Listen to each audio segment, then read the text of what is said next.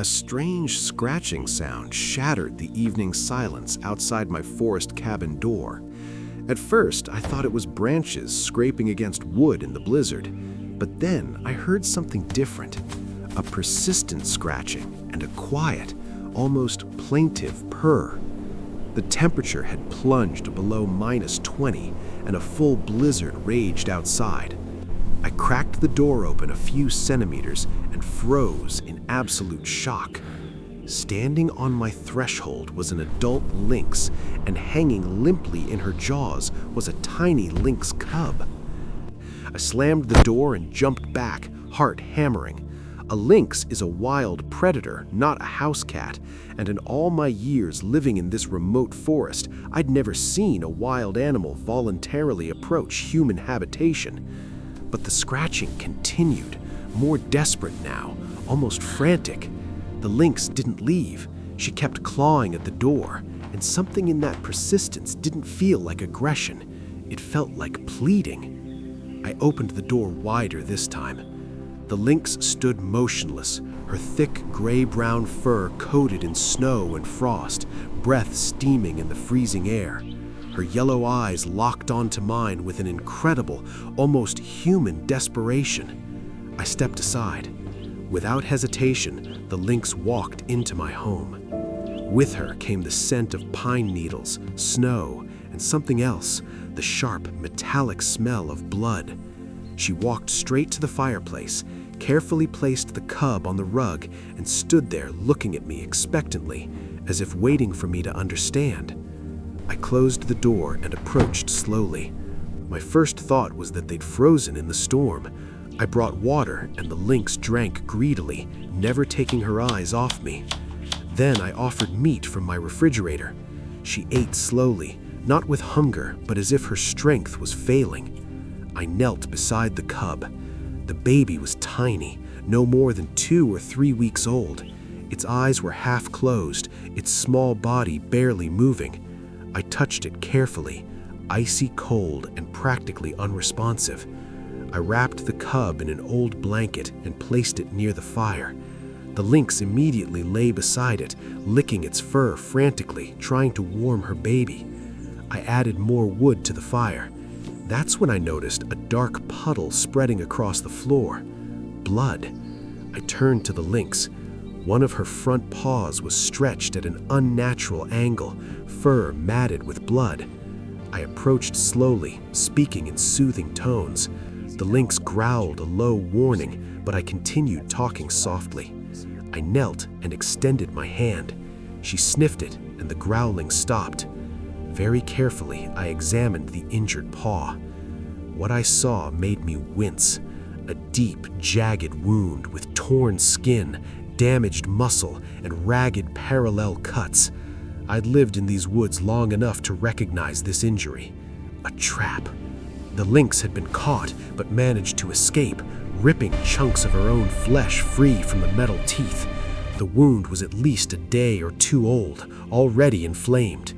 Everything clicked into place. With that paw, she couldn't hunt, couldn't provide food. Her cub was dying of hunger and cold.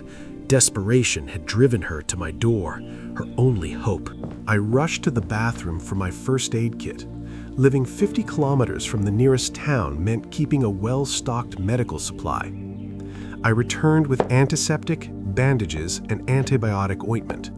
The lynx watched me with strange understanding, as if sensing I wanted to help. I crouched beside her, showed her the antiseptic bottle, let her sniff it, and began treating the wound. She flinched when the antiseptic touched raw flesh. I heard her growl through clenched teeth, but she didn't pull away or bite. This wild predator endured the pain because instinct told her I was helping. I cleaned the wound thoroughly, applied antibiotic ointment, and wrapped the paw in bandages. When I finished, the lynx reached out and licked my hand with her rough tongue, a gesture of trust I'll never forget. Now for the cub. The baby was severely dehydrated and malnourished, desperately needing fluids. I mixed powdered milk with warm water, added a little honey, and found an old medicine dropper. The lynx watched as I carefully picked up her cub. She didn't growl, only moved closer. The baby was so weak it couldn't suck. Milk simply dribbled down its tiny muzzle. I remembered a veterinarian once explaining how to feed weak kittens, massage their throat to stimulate the swallowing reflex, and introduce milk very slowly, drop by drop.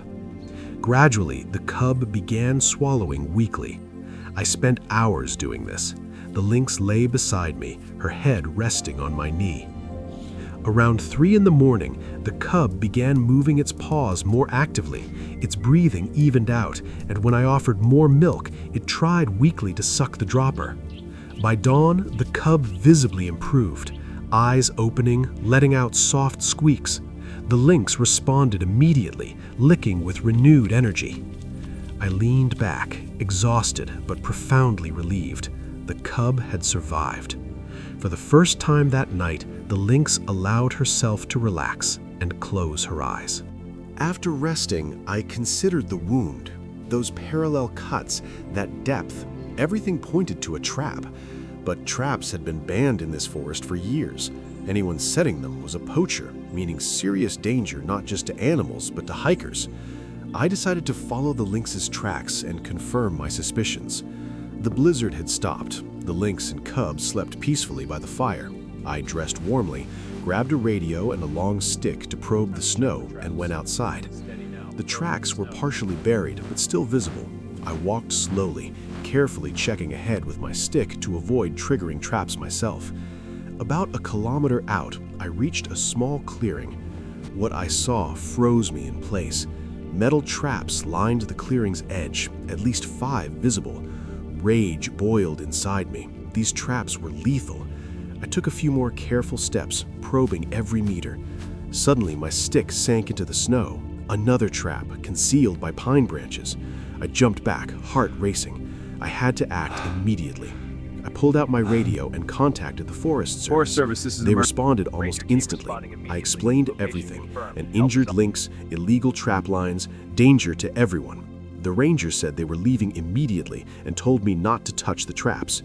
I marked GPS coordinates and carefully made my way back.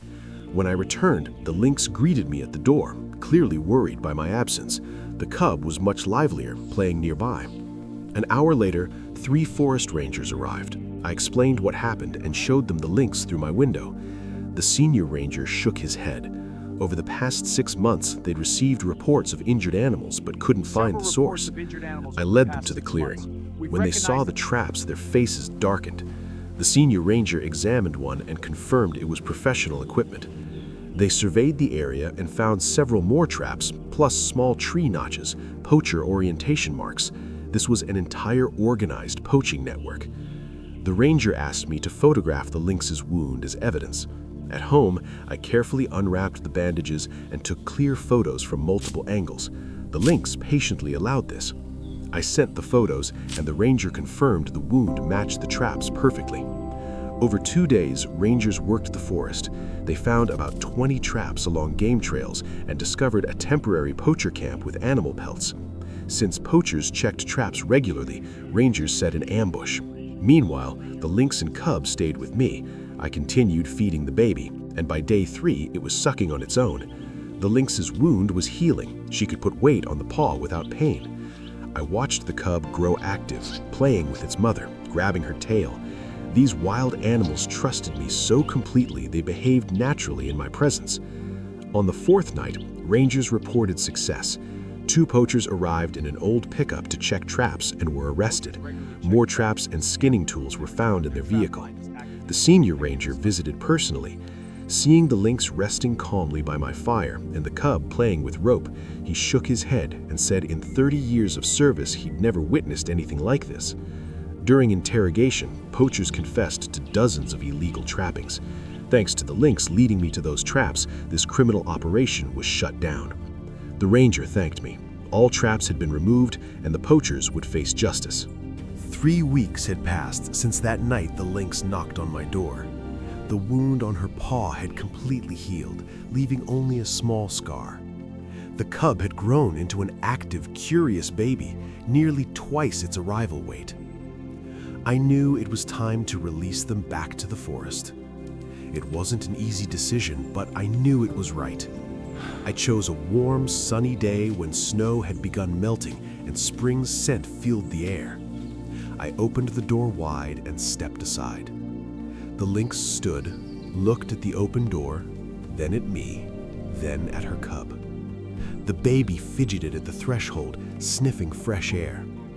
The lynx slowly approached and I knelt down. She came very close and touched my hand with her nose, a cool, wet, incredibly gentle touch. That moment lasted only seconds, but I'll remember it forever. It felt like the lynx was saying thank you, saying goodbye, letting me know she'd remember me. Then she turned, nudged the cub with her nose, and they moved toward the door. The baby tried imitating its mother, awkwardly nuzzling my hand, so touching it took my breath away. They stepped onto the porch. The lynx looked back one last time, then they disappeared into the forest. I stood in the doorway for a long time, staring at tracks in melting snow. Part of me wanted to call them back, but I knew they belonged in the wild. The forest was safe again, and they had a chance to live normal lives, as wild animals should. 6 months passed. It was mid-autumn when I went for a walk in the forest, following a familiar path. Movement caught my eye. About 50 meters away, in a small clearing, 2 lynxes stood drinking from a stream. One adult with distinctive ear tufts, one young but noticeably grown. The adult raised her head, sensing my presence, and looked straight at me. We stared at each other for several long seconds. I was almost certain I recognized her. Something in those yellow eyes seemed incredibly familiar. The young lynx also raised its head, and I saw how much it had grown, how strong it had become. I didn't move, just stood there, feeling my heart fill with warmth. The lynx looked at me another moment, then turned and silently disappeared into the thicket, the young one following. I remained on the trail, smiling through welling tears. They were alive, healthy, together. The cub I'd nursed drop by drop that winter night had grown into a strong young animal. I walked slowly back to my cabin. That frosty night, the scratching at the door, those yellow eyes full of despair and hope, all of it changed something inside me.